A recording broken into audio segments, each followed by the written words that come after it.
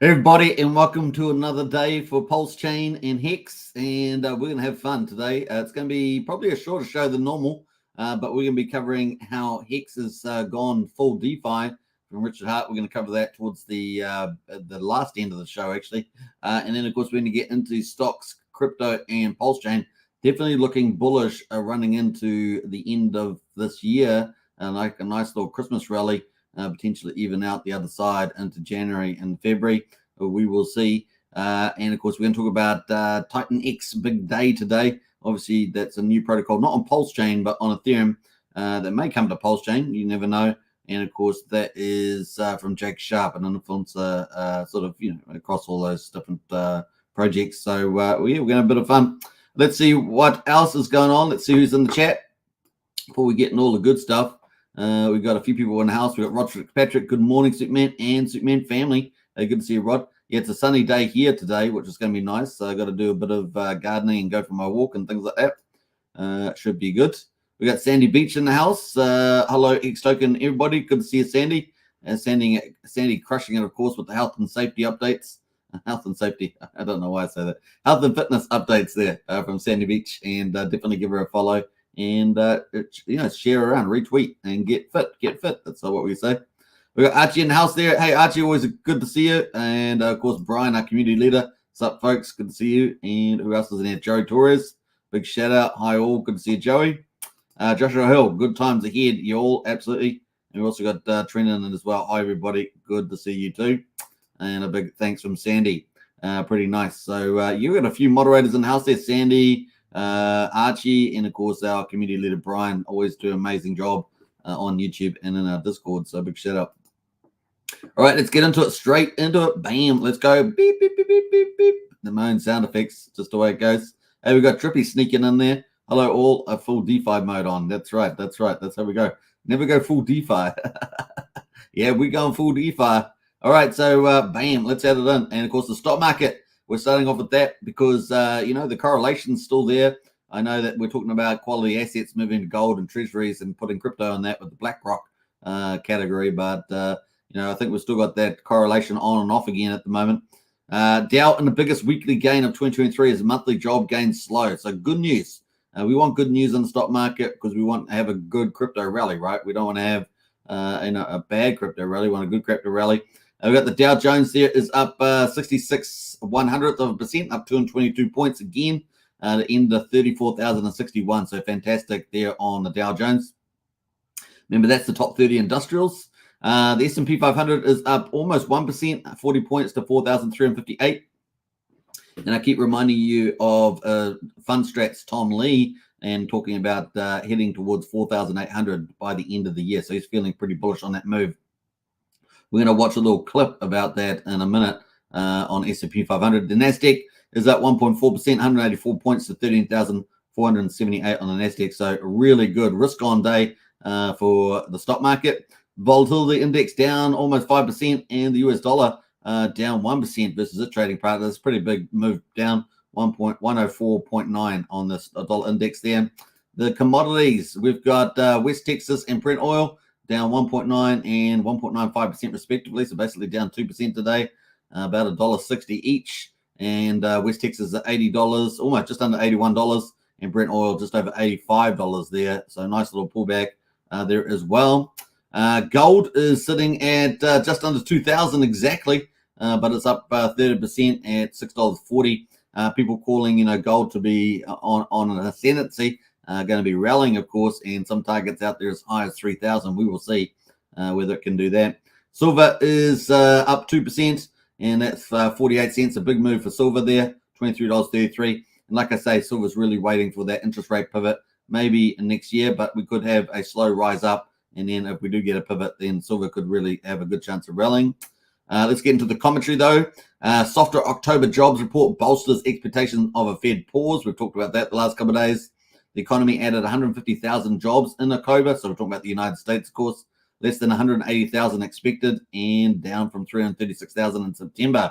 So remember, the Federal Reserve is trying to trade off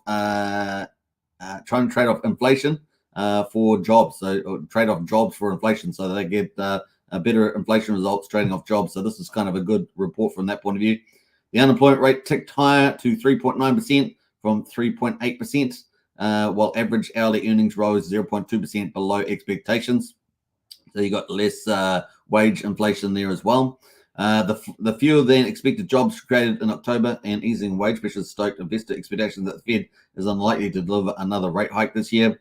Given Powell's dovish tone, so you either have a hawkish tone, which is aggressive rate rises, which we've already seen, or you have a dovish tone, which means not so aggressive, maybe more expansionary policies. Expand more, either not aggressive or maybe even expansionary monetary policy. At the FOMC meeting this past week and the softness of this data, it is hard to see how the Fed might hike again in December. And of course, we had the market looking like it's not going to do that. It is very likely that we already saw the final hike for the cycle in July, says Jeffrey. And that's what we talked about here, is that we may very well have had the terminal rate at 5.5% on the federal funds rate. So fingers crossed for that. That's good news for the rest of us. But once again, the Fed has officially paused. Whether they do another one, we will see in the new year, but not looking likely this year, especially with this report. Treasury yield slumped, with the yield on the 2-year Treasury note falling 14 basis points to 4.83%, and while the 10-year Treasury yield slipped 11 basis points to 4.559%. And of course, as part of the play for the Federal Reserve is that Treasury rates are going up. They're pretty much around all-time highs, and that's also playing a role in bring inflation down. So that's kind of the play there. We're going to go to oil, of course. Oil prices fell to a second straight weekly loss, pressured by easing fears of supply disruptions in the Middle East as concerns cooled about a wider conflict in the region amid a lack of escalation, apparently, in the Israeli-Hamas war. And of course, meanwhile, the recent data out of China has underscored that uncertain demand outlook in the world's top importer, adding further pressure on demand. So we did see that pullback in the commodities of oil there, which is kind of cool. So that's pretty much the stock market, but we're going to get into a little video clip. So I hope you guys enjoy. This is about the bullishness of the stock market potentially for the end of the year. This is the bullish case scenario. So we're going to have a look at this, and I'm going to change my view here for the first time down to this view, which you probably haven't seen me use before, and we're going to play this video. Stocks first. So sure. The S&P, this big run up since the 27th of October, if you can pull up a chart. First of all, what was it reacting to? And like I mentioned near the beginning, is this momentum going to continue? Yeah, I mean, really, it's just an oversold. At this point, it's just... So just as a clarity, that's the S&P 500 chart. And of course, we talked about Tom Lee, the fund strat manager, talking about heading up towards 4,800 this year. And of course, it's currently at 4,358. So it's been heading the right direction the last couple of, this week in particular. So we'll play that again. First, so sure. The S&P, this big run up since the 27th of October, if you can pull up a chart. First of all, what was it reacting to? And like I mentioned near the beginning, is this momentum going to continue? Yeah, I mean, really, it's just an oversold. At this point, it's just a technical bounce. And, it was very oversold last week. And we're really just seeing an oversold buying back phase. We're seeing, I think, a lot of people who are short starting to cover their shorts. When we look at the short-term price action, the key thing with the indexes is if there's ever a price gap, gaps almost always get filled. Today, we have a huge price gap in price. And the last time we saw a big price gap over here, the market eventually had to come back and fill that gap. And so I'm expecting we're going to see some type of pullback over the next couple of days to this level, but gaps on charts can be seen as an exhaustion move. Price usually has to come down and fill. I don't know why, but almost 100% of gaps on the SP 500 get filled at some point. Maybe the market makers, there's standing orders. I don't know what it is, but we always look at gaps. If there's any gap at the opening bell, you can either buy the gap down, you can fade the gap if it's a gap higher. But huge gaps like this, especially when we have like news. Yesterday, we saw the markets rip higher in the afternoon with heavy volume. That excitement, that emotional wave carried over to today, making this big gap, and it's pushing higher. So this, to me, is an emotional move. When we look at the volume ratio on the New York Stock Exchange, everybody's just piling in, buying everything they can, more or less hand over fist. They don't care what they pay for it. And that is usually a sign that this is a news-driven emotional move and is most likely going to be given back. And we can see here, there is a series of lower highs, a series of lower lows. I mean, just visually, this isn't anything out of the norm. It's been a pretty strong pop, almost 5%, but we've seen these pops over and over again here. But not only, just with this correction, we can go back to all these other ones on the way down. These are all 5 to 10% pops. And that's what happens in a downward trend. Believe it or not, some of the strongest rallies are during downtrends. And it's just like this. You get these powerhouse short covering, knee-jerk reaction, buying action in the markets. And at this point, it's really just a bounce. It'll be interesting to see if we can get some momentum, if it can hold this level or build a bullish chart pattern, like a little bull flag on the chart, and then send us higher into the end of the year. Seasonality-wise, this is a bullish time of the year. So we'll just have to see if this is a bounce or the start of a new uptrend before, we get too excited.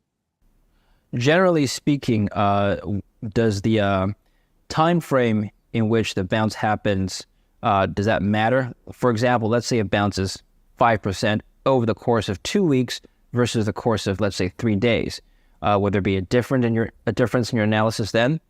Yeah. The faster something moves, something that goes straight up usually comes straight back down.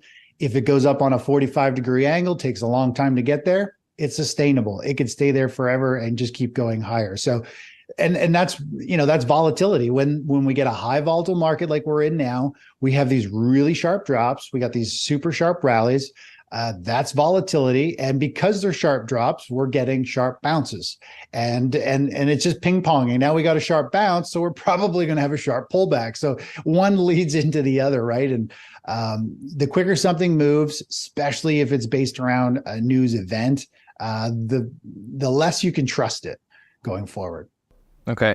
And basically, you don't think this run up is going to be sustainable then because of how fast it's moved up? I think it could pull back for a couple of days or trade sideways. I would actually prefer to see it hold its ground or pull back a little bit and then rally up to, the July highs or maybe even, the 2022 highs by the end of the year. There's potential that we could have a year-end rally that is pretty strong. I would love that because it's great opportunity to the upside. But again, right now we're in limbo. We're just waiting to see if the downtrend is going to continue or if we're going to actually see a year-end rally, like a bottom here, get formed and then start a new uptrend. So I thought it was a cool little outlook there. And of course, looking bullish. And of course, Tom Lee's fund strat manager is also bullish about, rally into the end of the year at least. So that gives us a nice window of opportunity and potentially at the beginning of next year as well. So kind of cool there on the stocks. I want to cover that in depth, and I think we've done that. So let's get back into the next session here. Obviously, we're going to quickly wrap this up with the Fed rate monitor and see how that's going as well. We got a long way to go, 5 weeks and 4 days to go until the next meeting in December, and looking like no change. Look at that. The market has gone amazing. We had 20% here, remember? It's gone down to 5% with that jobs report from the looks of it. And so we got 95% expecting a no change. So we may have very well had the interest rate pivot, the pivot, the terminal rate as they call it, the final rate, and fingers crossed for that for next year. So far looking very good for the markets there. All right, I think the markets can probably handle 5.5%. It's causing problems in the property market, the real economy and stuff like that. So that's still playing out. And then we may, I'd be a bit more nervous about the stock market entering into the sometime in the first quarter of next year. So that's a question mark over the stock market there. And the correlation relationship to crypto, also an issue despite having the Bitcoin ETF. So that's also a question mark. So we'll just have to see how the information flows into that. All right, let's get into crypto. So moving from stocks to crypto. So stocks looking bullish outlooks. Crypto obviously looking bullish too, with the outlook for the BTC ETF, so exchange traded fund. We got Bitcoin there at 34,780, pretty much flat today. But man, it has had some really nice movements recently. So we're going to talk about that in the Bitcoin chart. We're at Ethereum there, up at almost 2%. So nice move on Ethereum today, showing a bit of strength. Remember, it really hasn't done too much other than sort of follow Bitcoin. It's at $1,836. We're waiting for altcoin season. Obviously, Bitcoin driving higher is helping with that.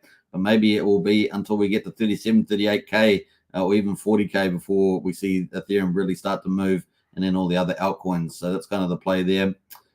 We've seen a little bit of movement there in Arbitrum. It's up 7.5%. What else is looking kind of good? Lido is up as well, up 8.7% on Lido. And apart from that, everything's sort of low percentages, a bit of mixed results across the board there. All right, that leads us into Bitcoin. And of course, we're going to our Bitcoin map here on Coinbase. And Wind of Opportunity continues on really with nothing holding it back, really. And of course, we've got a small little issue around the budget stopgap there. You know, the typical clash between the Republicans and the Democrats, between the Congress and the House. We talked about that yesterday, so I'm not going to go into all that. If you want to watch that commentary, check out yesterday's video. I went into that pretty full. Let's go to the meeting. So expecting a no change for the Fed. So good news there.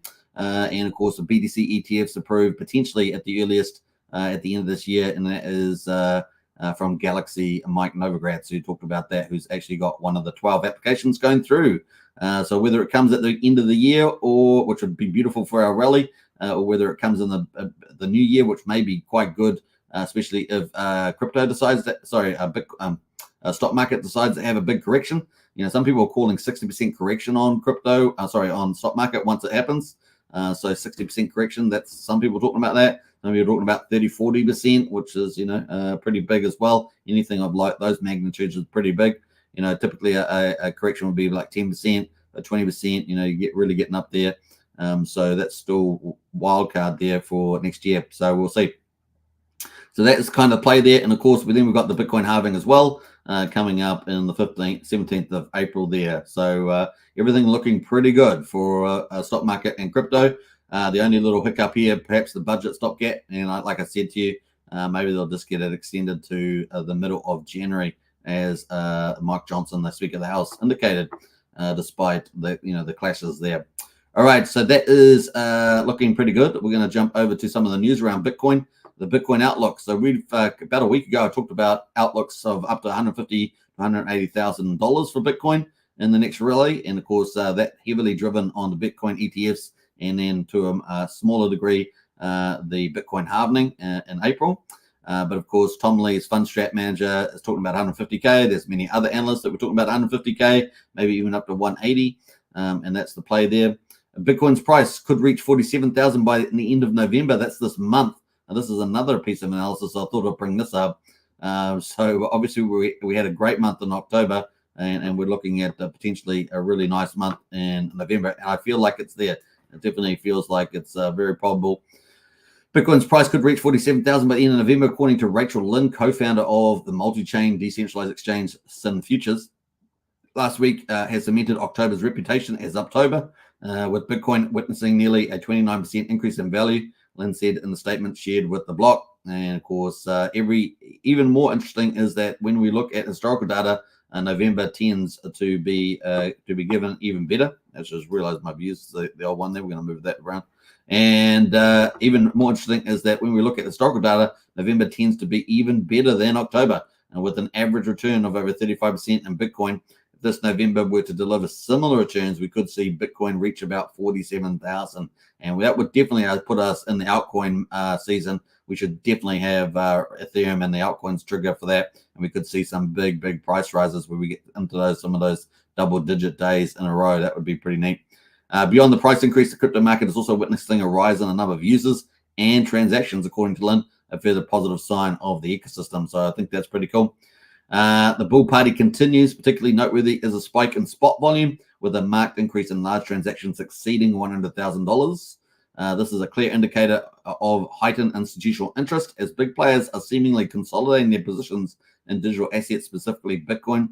Lynn said, if we look at the last week's asset inflow, we can see a massive increase with nearly 325 million flowing into the sector.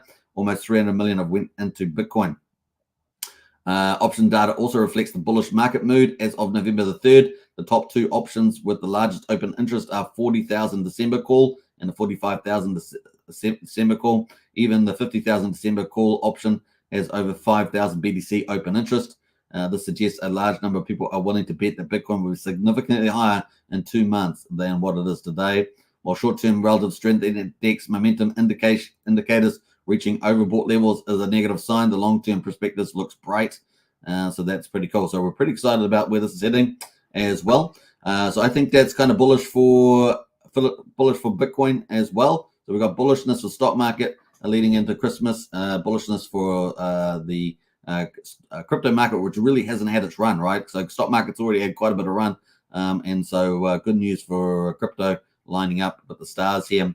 And of course, we've got Bitcoin halving in April as well. So we've got 2 nice, cool events there. So that leads us into PulseChain, which is also looking pretty bullish. Obviously, PulseChain should benefit from an altcoin run. And of course, being really the best chain out there, right? I mean, come on, we're not biased, but that is true. We've got the big rollout of projects rolling out nonstop, over 180 of them. And, we've got the best community. So there we go. We got day 175 results. And of course, we're at quadruple 062. Quadruple 062 on the Pulse, down 2.2% today at 62% of the mean sacrifice price. PulseX there at quadruple 0184, currently at 18.5% of the mean sacrifice price, down 2.6%. We've got the one Pulse at the moment. We get 3.36 PulseX. So definitely PulseX has got relatively stronger over the last couple of weeks versus PulseChain. And the buy and burn continues to go up there. And this is part of the superiority of PulseChain, PulseX versus Ethereum and Uniswap or PancakeSwap or anything else like that, with a big buy and burn. So it's kind of cool. And all the tokens are out at the beginning, so it's just the amount of tokens is shrinking as we go into time. And of course, the 535, almost 536 billion PulseX is being bought and burnt. That is now 2.6% of the public supply. And of course, we're almost coming up to 6 months, aren't we? Day 175. So, I don't know, was it day 183 or something like that? 180 is typically 6 months, but 183 or something.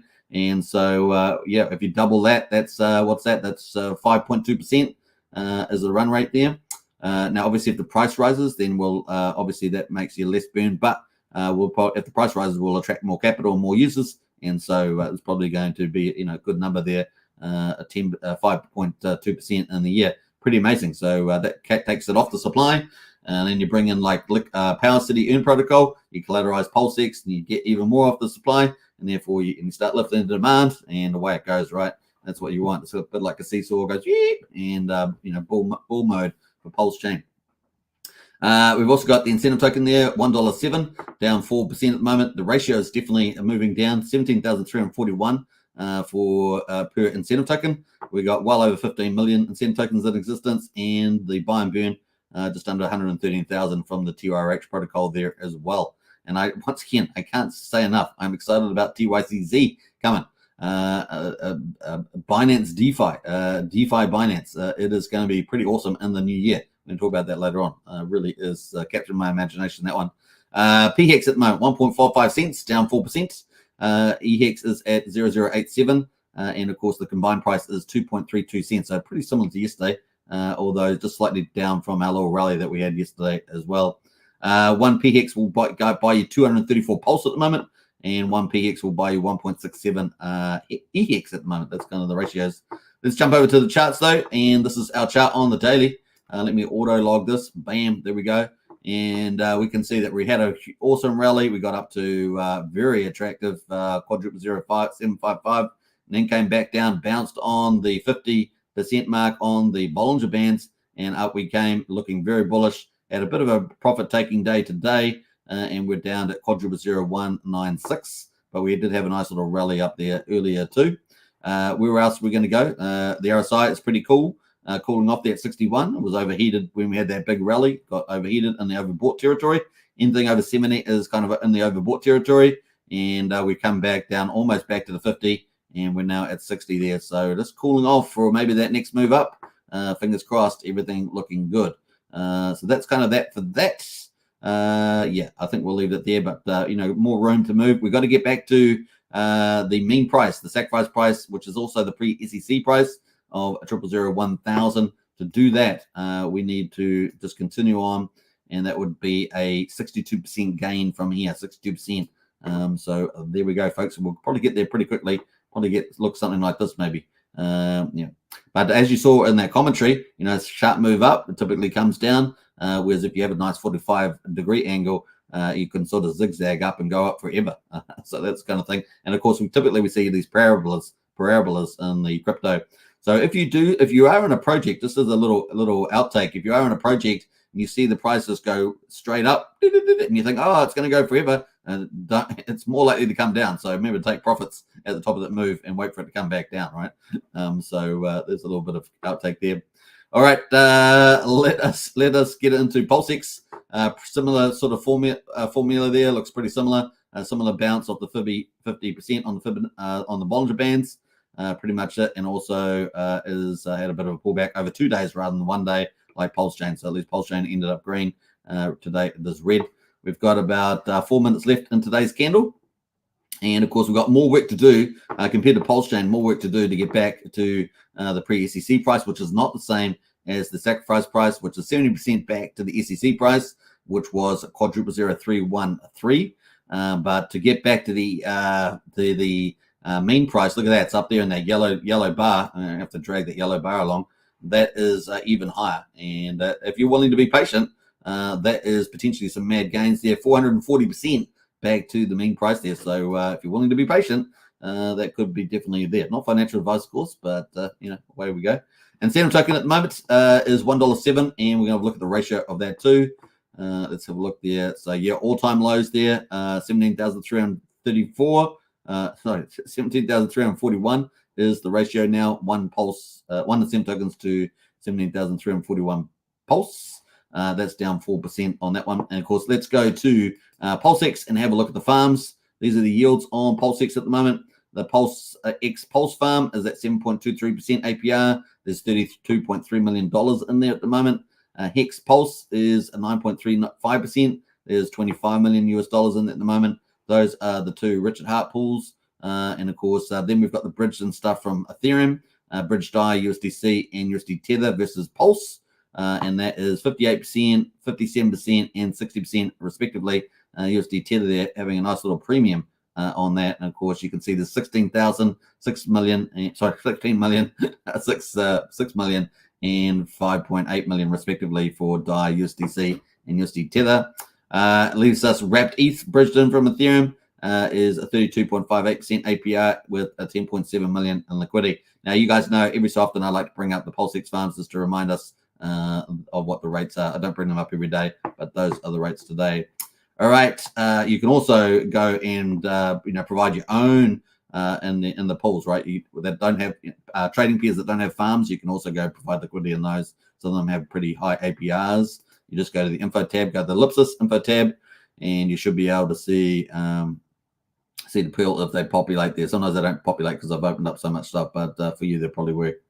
All right, that is that on that.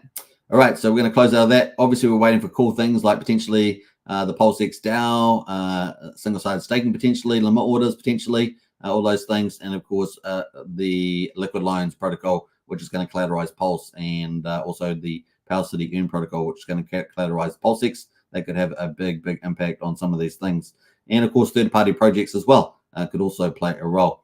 And maybe we get a Heart Wallet announcement at some stage in the future, maybe post-November. We will see.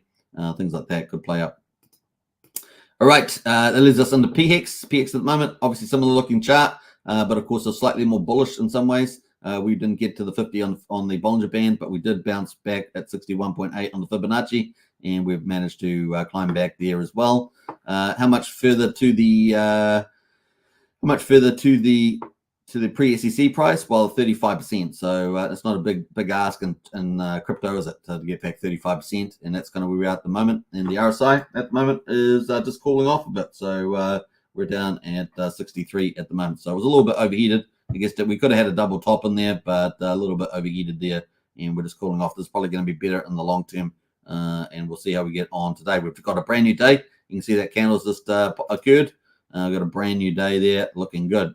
Now, I have added the MACD there, so I'm going to talk about that more in the future as well, but not today. There we are. That is PHEX. EHEX, of course, very volatile, more volatile, but maybe it does the parity play. At the moment, it is at 008676, and maybe it's going to try at some stage to try and get parity like it did the last time, get parity with PHEX, which is currently at 1.45 cents at the moment. So that is kind of where that is at. But of course, this price at the moment is pretty much the same price as the pre-SEC price on the old EHEX. So not doing too bad there at all. All right, that leads us into the combined price of PHEX and EHEX here on investx.io. And we've got the price there at 2.3 cents. You know, last high there was back at 2.7 cents there. That's kind of our last high. And of course, our big claim to fame back on the 25th of October when we had that big rally was we got to 3 cents, which is awesome combined. This is kind of where we are now on the hourly chart. These are hourly candles. That is pretty much it on them. All right, let's jump out of those charts and get back into the results for the validators. We've got the validators there, 48,851 validators. PulseChain is the people's chain, and you can see that we're pretty much at all-time highs for that. We've got 1.56 trillion Pulse off the market, which is about just over 10% of the market is off the market. You know, Pulse is off the market, not being able to be sold. And of course, we're waiting for liquid loans, as I say, to help collateralize Pulse and get a whole ton more off the market as well, especially for the big whales and stuff. Hopefully they use that protocol. It's going to be bullish, more bullish. It's like your own Federal Reserve, and you mint your own financial dollars, basically. All right, so that's kind of cool. Looking at the gas prices. Oh, wow, super cheap today. Super cheap today. We were doing okay for the last couple of days at 500,000 beats. Today we're at 370,000 beats as we're covering it live. And we're 0.7 of a penny for a PulseX swap, 500th of a penny for a Pulse coin transfer, and 1/10 of a penny for a PRC20 transfer, and super cheap at the moment. So for those of you, wink, wink, that are out there minting your what is it, your PZNFTs or anything like that, and this is the time to do it. That's pretty much it. All right, not financial advice. 1197X there, cheaper than Ethereum at the moment, so look, doing really well. A swap on Uniswap at the moment is $8.25, so we're super cheap and super awesome. 3,500 times cheaper than Bitcoin, which is just showing we're absolutely mega awesome on PulseChain.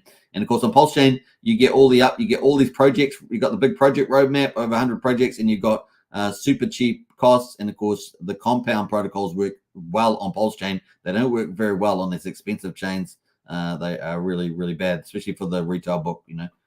So kind of cool. That is where we're at. So that's day 175. We're going to be starting day 176.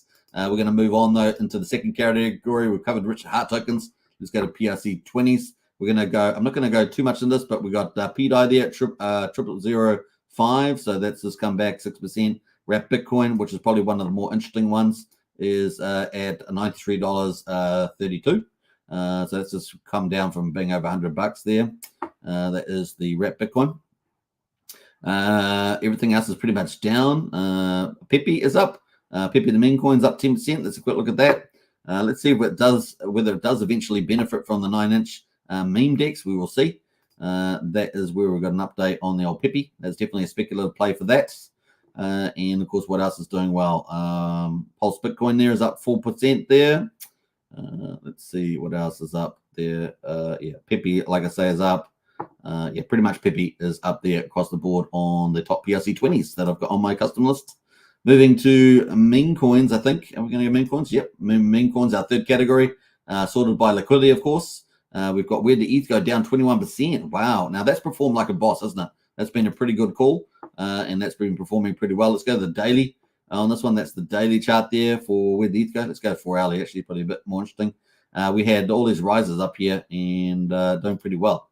So let me just scroll that down, auto log that. So we actually got up to the top of the move here at a very exciting $3.16 here on the 4 hourly. And of course, on the hourly, you can see that back here. We had that spike up to $3.19. Amazing. So we're currently at $2. So it's a bit of profit taking going here. Obviously, we're expecting the 9-inch farms to launch. And we're going to talk about that in a second. And how else? The Mega's down 3%. Axis Alive is down 6%. Reflux is down 14%. Hex Orange Address is actually up 20%. So that's is that ABITS one? Yep. And I've got a nice little green candle in there. Let's see how that's looking. Not too bad, is it? Look at that log there. We'll get rid of that. So that is the Hex Orange Address doing not too bad. 70k liquidity, up 20%. The other course one we've talked about, where did ETH go? Paul Pleb is down 15%. These ones here have just sitting humming around. I guess they're waiting for the farms. I don't think they've launched yet. They're going to be on the 4th. Remember, probably UTC or UTC time, something like that, or US time. That is the play on that. I'm on the wrong chart there. I accidentally jumped over to PulseChain. And of course, the other one is Pulse Dodge, which is down 7% at the moment.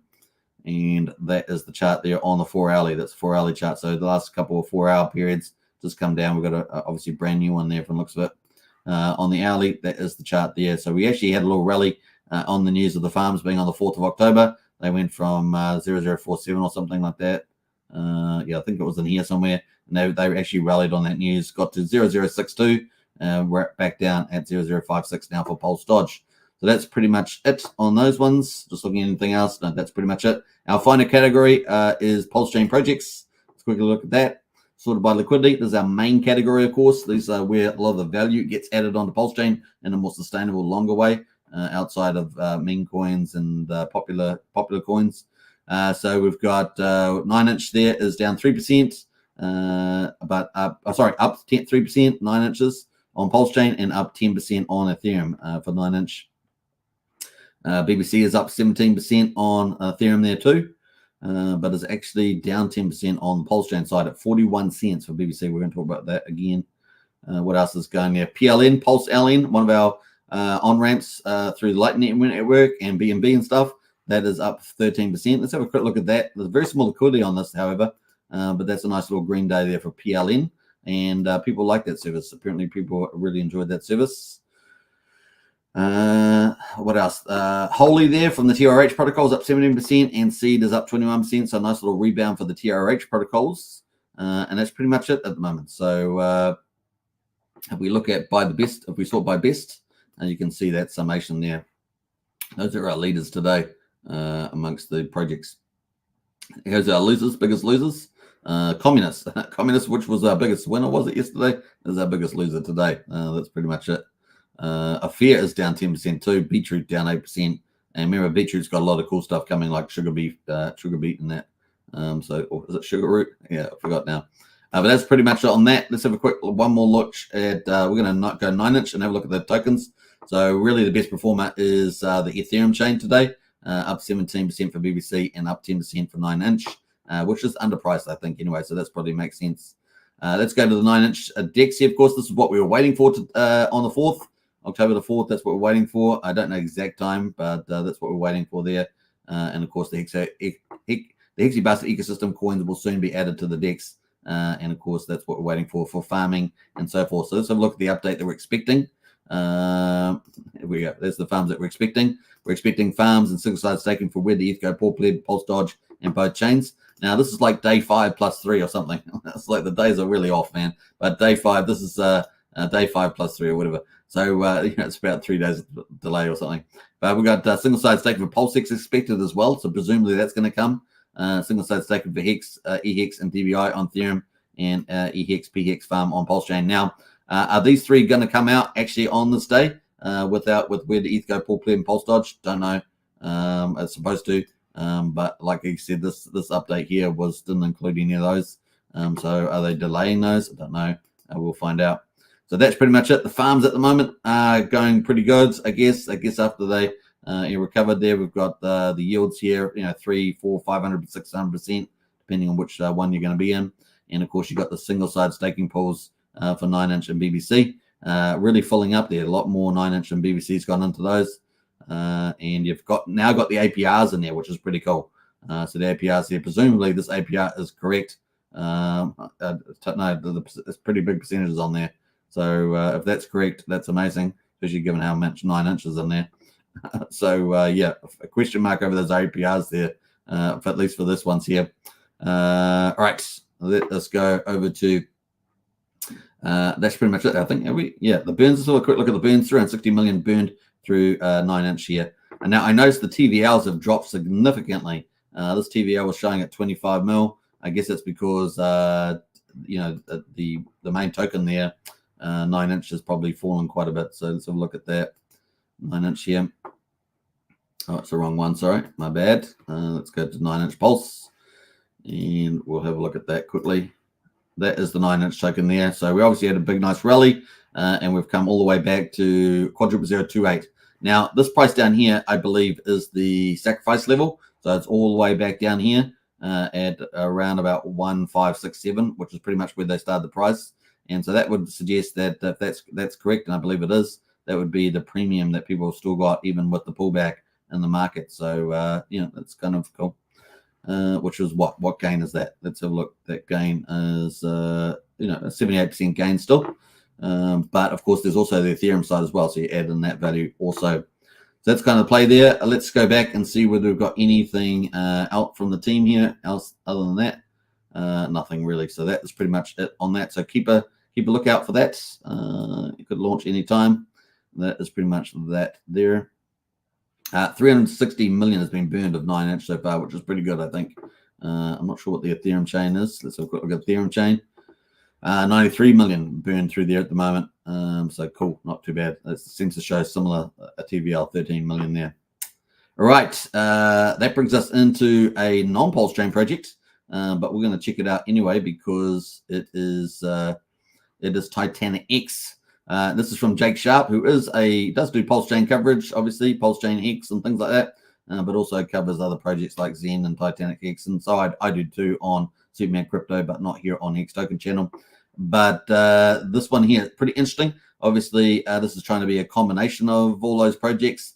So this is kind of the play here. So basically, the idea is that you can start a miner, and the max period is 280 days. You can do max power as well, 100 there. If you do max power, it impacts the amount of Ethereum that you have to do. But let's assume that you max it all out. So 280 days, you're going to get some TitanX tokens. Then it's going to cost you 0.2 ETH, and that's pretty much standard there, which is about $368 at the moment. So that's the play. Now, obviously, you get early adoption amplifier, boom bonus, etc. And every day it ticks over, and it gets you get a worse rate every day, basically. The difficulty increases, so getting in early always plays better.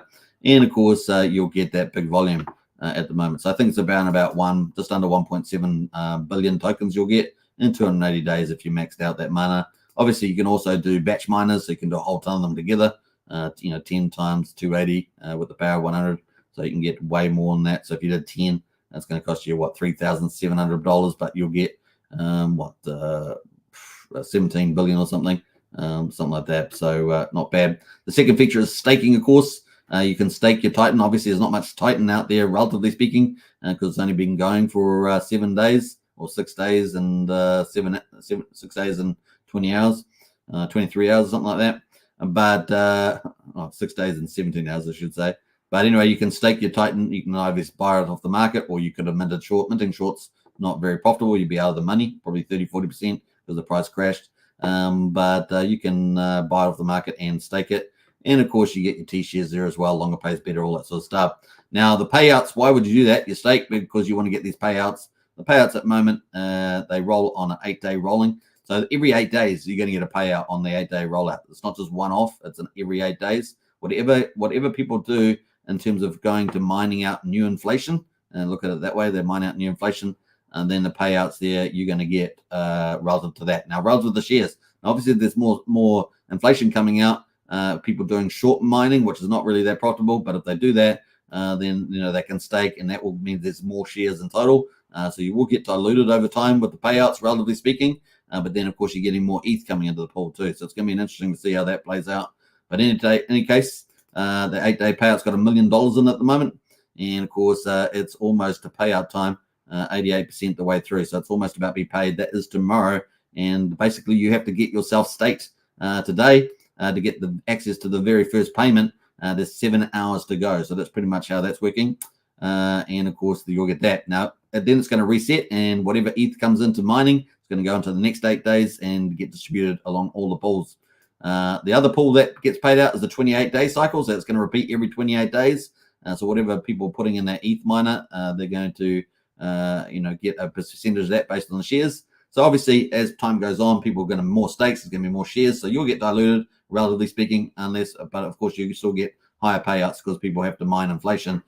So that's kind of a give or take. So we're going to see how that goes. It is an experiment after all. Then, of course, they've got a 90-day cycle, a 369-day cycle, etc. So you actually entitled to some of this if you're staking from all these cycles and on a repeated basis. So that could be pretty interesting. They also have a buy and burn, which is the main thing, right? 62% of all the ETH that goes in through the miners ends up going to the buy and burn. There's currently $8.8 million in there. Wow. That's a big treasury to go and buy and burn. It's random too, and it buys up a lot of ETH there. So pretty crazy. The other thing, of course, is that the payout is about, I think it's 28% on the payouts. I think that's right. Let me see global payout here. Yeah, I think it's about 28% or something. And then, of course, there's a 7% that goes to another burning feature as well. So that's kind of the play there at the moment. There's 435 billion TitanX in existence after, just under 7 days, and with 305 billion staked. Now, what I noticed over the last 24 hours leading into this major day where you have to get staked to get the payments on the payment thing is that that it's gone up dramatically. So I actually took some snapshots just to track that, to see how that works, because it's pretty interesting, right? I always like it when new protocols come out with tokenomics that are trying to be the next big thing, and it's always good to see what they've got set up. So let me open this up here. So the beginning of the day, so about 17 hours ago or something, the amount was 402 a billion liquid. Now it's 435. But the staked, and this is the key bit here, the staked was 191 billion about 17 hours ago. It's now 306. So we're getting, this is the final day, you got to get staked. So we've seen a massive increase of about 113 billion in the last 17 hours. So it's been a massive rush to stake. Basically, that's the main point of this coverage. And of course, the buy and burn has been active too. It's random, remember, so it's not supposed to be controlled. And that has gone from 21 billion to 40 billion. So there's been quite a lot of buying and burning on the market too. So that's pretty interesting. So that's kind of the play there. That's kind of a quick overlay. Now, the cool thing is that they do have a calculator, so you can estimate your mining value, and you also can estimate your staking value too if you stake.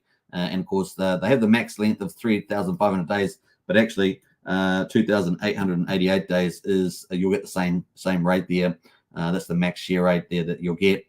Holding it to up to 3,500 days, this means you're kind of holding that share rate through to that period. But that's kind of the play there. That is the max length. If you want to get the most shares, 288.8 is the minimum there that you have to do. Now, obviously, the shorter, then your percentage of the global shares will go down here. And this is your expected payout at the moment based on 1 billion. So if you did 1 million, that is your basic payout. $4.57 is the cost at the moment on the market. $3.92 would be your first payout. But remember, that's going to roll over every 8 days. So that could accumulate quite nicely with new miners coming in. So we'll find out how this goes. It's pretty interesting. Hopefully that's a good summary for many of you that may have not have covered it at all. This is on Ethereum, and maybe Jack Sharp, who is a PulseChain influencer, he covers a lot of other projects. Maybe he will bring that to PulseChain too. So it's going to be interesting to see if he does that. I'm not sure if he's mentioned that at all, but it'd be pretty interesting. Now, there is some other secret source to this coming out in about 3 or 4 months, and that's going to be fascinating. I'll probably talk about that on another day, but there is a secret source coming out in 3 or 4 months, so that could be pretty interesting with the market price as well. So let's have a quick look at the market prices to wrap up the TitanX coverage, which is kind of just an overview because it's a big day today for that system. Let's go to TitanX price here. This is the price at the moment. Let me just full screen this, and bam. What we got here? Let's go to get rid of the RSI. Let's auto log that. This is the chart here. So I've been mapping this out. And obviously, you can see day 4, day 5, day 6, day 7. And of course, day 8 is the first ever payday for stakers. And you can see at the moment, we actually had a nice little price rise here. That would have been quite of that buying and burning mechanism would have been playing a role in here. and pushed the price up here, and now it's down here at the moment. So people that have done short minings, they're all out of the money, right? So the majority of them are out of the money. Unless you were a one-day miner, you were pretty much out of the money most of the time. At least anywhere under, yeah, probably if you only did it 1 day or 2 day, you're probably out of the money. So only the people that first day made mad gains. Everybody else that did short-term mining probably got wrecked there. But you can take that, of course, and stake it, right? And then get part of the big payday there. And that will probably minimize some of your things. But of course, we had that massive increase into staking, which is not over yet. Still 7 hours to go before people can get in to qualify for that payday. So it's going to be interesting to see that. And of course, then continued minting after that. But that is where the chart is at the moment. And of course, there are 7. You can see up the time up here, there is just under 7 hours to go. And we'll probably see a continued rush into staking for this. And then, of course, this number will go up. And we'll see this number probably go down. But there's more mints coming out today as well during the next 7 hours. And so that number will be increased. So it'll be interesting to see what big rush we get at the end of 7 hours. And, of course, then the big payday, the first payday to be paid out. So going to be interesting to watch it. Hope you guys enjoyed that quick review of TitanX there from Jake Sharp on the Ethereum chain. And hopefully it comes to PulseChain. That'd be quite cool. That brings us into the Hex Daily Stats. Before we do that, though, let's get into the chat and find out who else is here, because I've been talking quite a bit there. What else? Rob Patrick says, I went to mint CST this morning, but transfer got stuck. Second time that's happened to me. Hopefully the team has sorted that out for you. We got Brennan in the house there. Howdy, folks. Good to see Brennan. Food TV as well. Hello. How are you, Suitman? I'm very good, thanks. Sunny day outside. I'm going to probably get active out there after the live stream. TJ and house there, much love to our PulseChain community. We are the true definition of defiance. Yes, absolutely. We are indeed. Hello, all. Exciting times around the corner. I feel like that too. George Tucker, what's up, guys? Good to see you, George.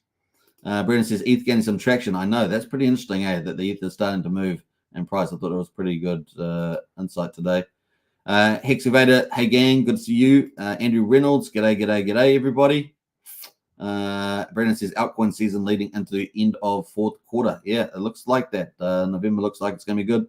October looked good, so fingers crossed. Humberto says, yo, Chesapeake Man, RH family from Tame, Colombia. Good to see you, Humberto. Let me jump through some of those comments. Pulse Baser says, PulseChain is the future. Many people have a 8-year plan. Pulse all the way. I like what you did there. Tintop as well. What's up? Hexagons, good to see you, Tintop. Who else is here? Let's jump. We got Thoschards in the house there. Hey, Thoschards, sup, y'all? Good to see you in the chat there. Another influencer in the house. Yeah, now, long time, sir. Yes, and Squared. Now it's Squared. Like that. Let's see who else is here. Jump through some of those. It's happened to me before from Coast. They have to wait for the devs to go on and fix the transfer. Cool. Well, at least they can fix it. Let me see what else here. Christian in the house here. Make sure that they use the treasure suite. Yep, there's a treasure update. It's stuck on the Coast site when minting. Nice one there, Rod. Get into our Discord, Rod. That's a good question, good conversation for Discord. Not so much for the chat on live stream. Thanks, Suitman's Pudding Guru says you're welcome. We got Bill Mott in the house as well. The thumbs up, nice. Yeah, smash the like button if you're watching, and definitely if you're new to the channel, hit the subscribe button if you love PulseChain content every day. We're gonna get into the Richard Hart update now. Should we do that? I think so. It's time. It's time. We say. All right. So hex.com, folks, check it out. Links in the video description. And of course, things have changed. Hex has gone full DeFi mode. And of course, you never go full DeFi mode. No, that's not true. Richard Hart's gone full DeFi mode for Hex.com, and the front end has been changed. So let's go to Richard Hart here. Decentralized robustness and privacy are core principles of real blockchains. As you guys know, PulseChain is leading the DeFi revolution. And of course, go.hex.com is a list of links to ways you can run your own Hex code that you choose. So now, instead of having a centralized front end from the Richard Hart team, you now have you can do it, host it yourself on your own computer, or you can use third-party options there. There's no interactivity, logs, forms, emails, phones, etc. Your privacy is your power. And of course, Richard came out with a audio that he did on Telegram, I think from the 2nd November, and I posted that on this chat. You can definitely see that, but we're going to listen to Richard Hart a bit about that. Before we do, though, we can see that this is the front end for go.hex.com. So there's no more staking platform there, but you can do it yourself. So pretty cool. Decentralization, robustness, and privacy are core principles of real blockchains. Now, this may or may not impact onboarding because you want easy use for onboarding, but it is kind of that step to full DeFi for Hex. And of course, you can do other things there. There's the IPFS. There's community sites. For most of you, you'll probably just use that. See, it's got an OR in here. You can either use this or community sites. I actually like Icosa. GoPulse is offering as well. AppHex, Backup Hex, Hex Crypto, HexChart, Etherscan. So you can directly interact with the Hex code on Etherscan and do it that way with Web3. But Icosa is really good from Alex McFerder. So what you can play around with those. But we use Icosa for hedge on Icosa anyway. And you can manage hex stakes in there too. It's got some of the basic features that you need. You can also obviously run it from your desktop. You can run it on any of these windows. You just have to download these files and set it up, and you can run the old classic go.hex.com front end. So that is from Richard there. Very cool tweet. So I'm going to post that in the chat there if you haven't seen that already. But that is from Richard. So Hex front end. And you can run it yourself on your own computer, which should be pretty easy, I think. So that is it there. Bam, bam, bam. Hex front end. Nice. What else we got going? Join the Discord there. That's the link to the Discord. Cool. Sorry, Superman. I was just replying to questions. That's all good, Rod. No problem. I was just making a comment that is probably better for the Discord. All right. Let's move on to that. So let's hear from Richard Hart about this big move, which is all this here. The front end is gone. Now you can set up your own one. And of course, you've got 3 options there. But like I say, most of you will probably use either community sites or run it from your desktop there as opposed to an IPFS. Yeah, you can get into that. Let's hear from Richard. This is a little excerpt out of his audio that he did on Telegram. I posted the full audio on the channels on Superman Crypto, PulseChain, YouTube, and Hex Token last night. So you've been able to watch those. But let's listen to Richard about this update. But I do it because I care. And it's making a difference. It's making an impact. It is working. And if I died right now, you might have noticed that go.hex.com is a collection of links to code that you can run a bunch of different ways. Why is that? Why is go.hex.com a collection of links to software that you can run? Because it's your choice. You choose what code you're going to run on your computer. You chose what people you're going to communicate with. You make all the choices. You have all the power, and you have all the privacy. Even if you want to be stupid and give your privacy away, you can't. There's no contact us form. There's no email. There's no phone number. There's no way for you to de-anonymize yourself. There's no way for you to throw your privacy in the garbage. There's no logs. There's no Google Analytics. You can double-click a zip file and run the code from your desktop. You can view the source online. You can go to IPFS and see the hash of the compiled source and see it on different gateways, or run your own gateway or access it natively on the IPFS network. You can, there's so many ways that you get to be in control. And why is that important? Because if I die and Hex.com goes offline and PulseChain.com goes offline, it doesn't matter. Now, I think that I won't be able to make the world a better place anymore if I'm dead. It's unfortunate. But your ability to run the code that you want won't be impacted. Because you have the code. You have the power. You are the network. It only exists because you will it into existence through your communication with your peers, your association with your peers, a truly decentralized, open source, peer-to-peer network.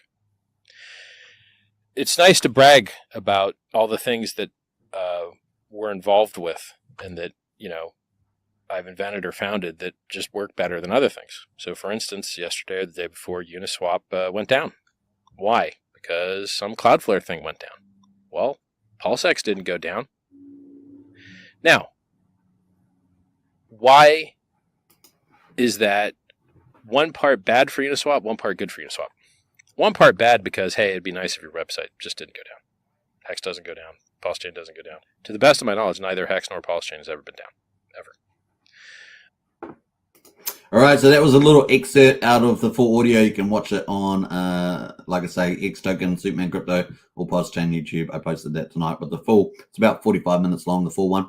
But that was relevant to the update with the site for gohex.com. So feel free. Like I say, if you want to just use one that's existing, made by others, iCosa or GoPulse, something like that, it would be cool. AppHex and Backup Hex been around for a long time. And of course, Etherscan, you can do that as well. I'm not sure what these ones are that's popped up there, but yeah, or you can just run it from your own desktop and have that front end, that classic front end on your own computer and interact with the contract that way. So it's kind of neat. All right, that leads us into something else. I think, do we have anything else from Richard? I think that was it. Pretty much it. I mean, he's put out the audio. That's the audio there that I've posted on the live stream, so you can check that out from him there. And he talks about a lot of stuff around crypto on that. All right, let's get Hex Daily Stats. Day 1432, 3rd of November, on Hex on Ethereum, of course. It is at 8600th of a penny on the snapshot there, down 13.2%. And we've got the payout per T-share looking very good today, 7.3 Hex per T-share. Of course, it was 6.6 yesterday. Share rate going up again. Like I said, got to keep an eye on the share rate. It is going up, up, up and away. And by the 22nd of November this month, we're expecting that to jump a 1,400-day jump. So 1,400 Hex per T-share, 65 today. That's a pretty big one normally, but 1,400 is going to be huge. And of course, that's going to end up being well over 32,000 by the end of the year. So get your T-shares while you can. Average mining length there, 7.04 years, 42.63% APY for existing T-share holders at the moment. Pretty amazing. T-shares down 10,000 at the moment, and we're sitting at 9,746,000 in the ownership pool. So Hex is really easy to understand. We have the reward pool with Hex in it. We have an ownership pool with T-shares in it, which stands for trillions of shares. And of course, they get all those rewards. That's pretty much it. How do you get more T-shares? Earlier pays better, that share rate's going up. Longer pays better, you get up to 20% more shares per year, up to 10 years. So it's just 200% more bonus. So that's the biggest bonus you can get. And then, of course, a bigger pays better, up to 150 million. You get up to 10% bonus on that too. So earlier pays better, bigger pays better, and longer pays better. Longer pays better is the most important out of those three. But definitely you want to get that and get more of the ownership pool, you get more of the rewards. So that's kind of the summary there. All right, lock percentage of coins, 9.37% of all Hex is locked at the moment. A massive 12.8 million in penalties. And look at the last 10 days, really, really cool. We had 11.46 million and 53.6 million. It's been a pretty good day for Hex miners. Look at that. And the reward pool's got 71.3 million Hex in that reward pool, and that the T-share miners are getting. So looking good today. Growth in numbers, up 24 liquid holders, up 2 miners today. And we're sitting at 119,840 miners on the old Ethereum chain. Looking at PulseChain, what day did I say it was? 175, is that what I said? I'm pretty sure. Let me double check. Don't want to get that wrong. 175, yeah, 175 is a day there. Instead of that day. We got the 3rd of November. The price is at 1.45 cents on the old PulseChain, down 4.3%, so doing better than each chain today. The share rate is up 59 as well, but the payout was 6.699 today. And yesterday, we didn't get to talk about it, but it was 6.63 yesterday. So nice little payments there. And of course, the share rate up 59 to 30,250.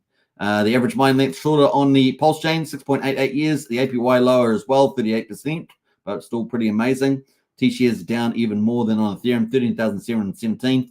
We got 9,808,000 T-shares. Wow, wow, wow. Now, you got to remember that used to be well over 11 million, and now that's down to 9.8 million. So that ownership pool is shrinking on both chains. And of course, if you're inside that ownership pool, you're getting more of that Hex. So, the Hex is getting more, the T-share is getting less. You know how it works. You're getting more Hex per T-share. It's going good for you as a miner. So, pretty good. All right, let's see here. Lock percentage of coins, 9.69% of Hex is locked on the PulseChain. We got just under 1.7 million Hex penalties. We got 65.7 million Hex in that reward pool on the PulseChain side. And of course, let's look at the growth numbers, up 54 current holders or liquid holders on the old PulseChain there, 335,000. and current miners down 5 to 124,433. So we've seen an interesting trend lately on the PulseChain side. We obviously had a lot of retail growth.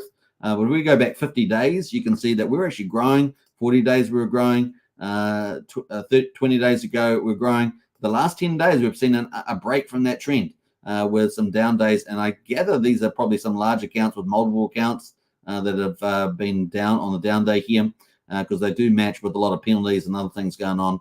So it's definitely doable as well. But at the moment, we've got 124,433 miners on PulseChain, which is about, give or take 5,000 more than the ETH chain there. So what we do, we've started day 1433 on the old Ethereum chain and day 176 on PulseChain. Those are the two measures at the moment. And of course, hex.com, check it out. Links in the video description. And if you've got any questions, get into our Discord. The link to Discord is in the video description as well.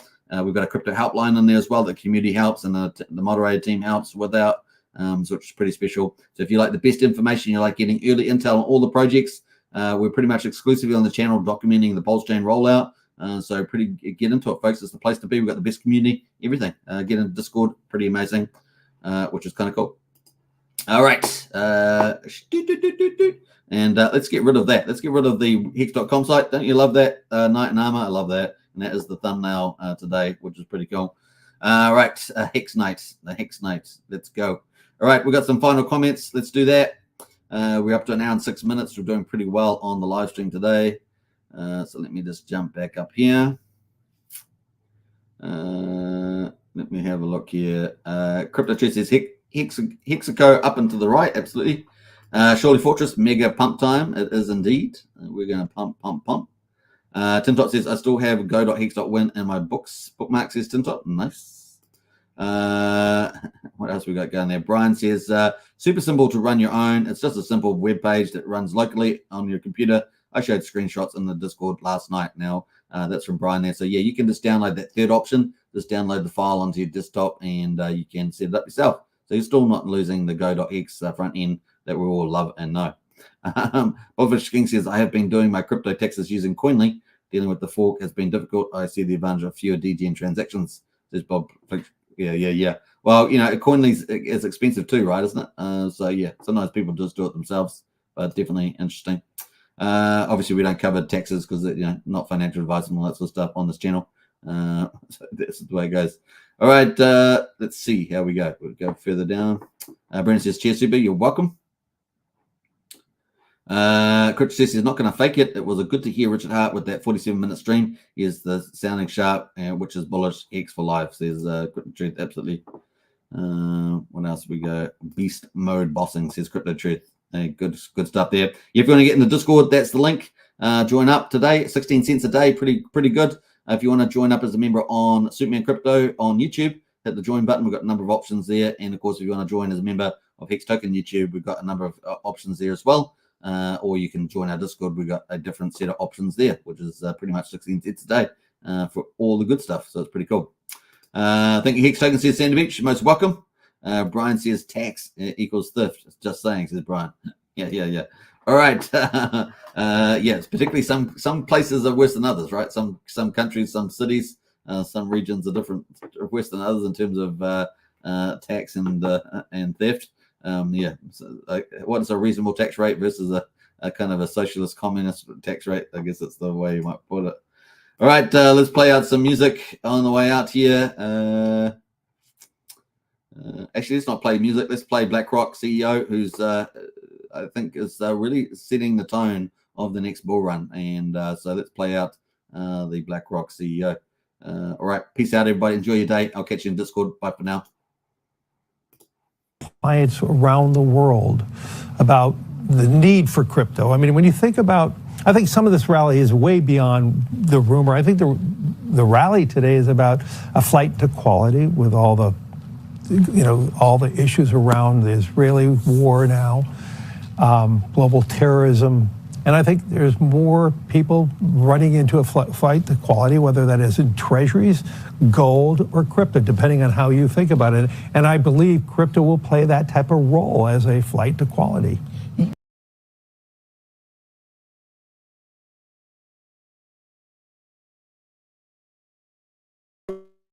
With this report, let's start with all of the excitement slash hype slash I don't know what about the fact that not just BlackRock, but Fidelity and so many others have attempted at least or have applications in to try to get a Bitcoin ETF going. And the question is whether just because they're asking, is it going to be approved?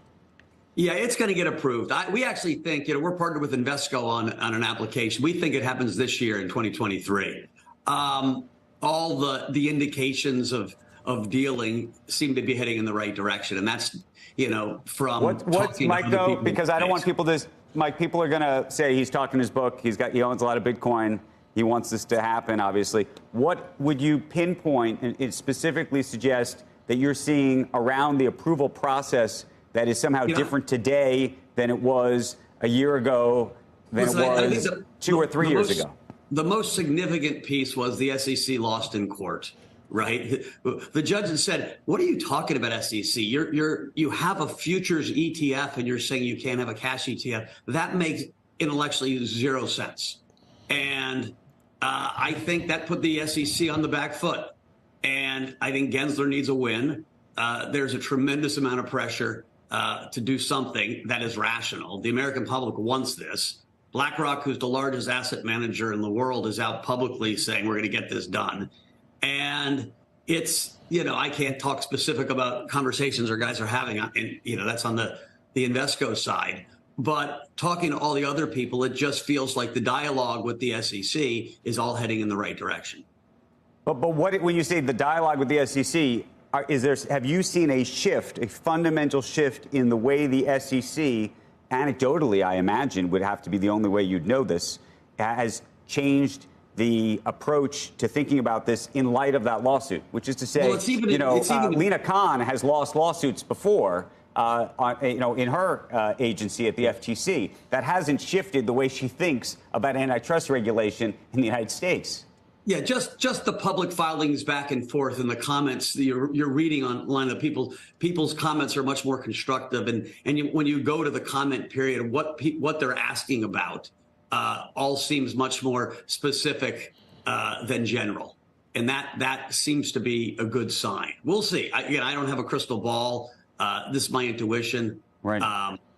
By the way, do you have any thought on what happened during this week and how that report came about? I know that organization is planning to investigate how the report was written, but there's some people that are anxious or worried that there's manipulation at play. The last day for the SEC to file an appeal on that suit came and went, and so there was some expectation or excitement. And Cointelegraph, I believe, put out an errant report. We were sitting on our desk thinking, I don't think Cointelegraph is going to be the person who breaks, this story. I think the SEC probably has other sources if they want to break a story. And so I was a little skeptical myself.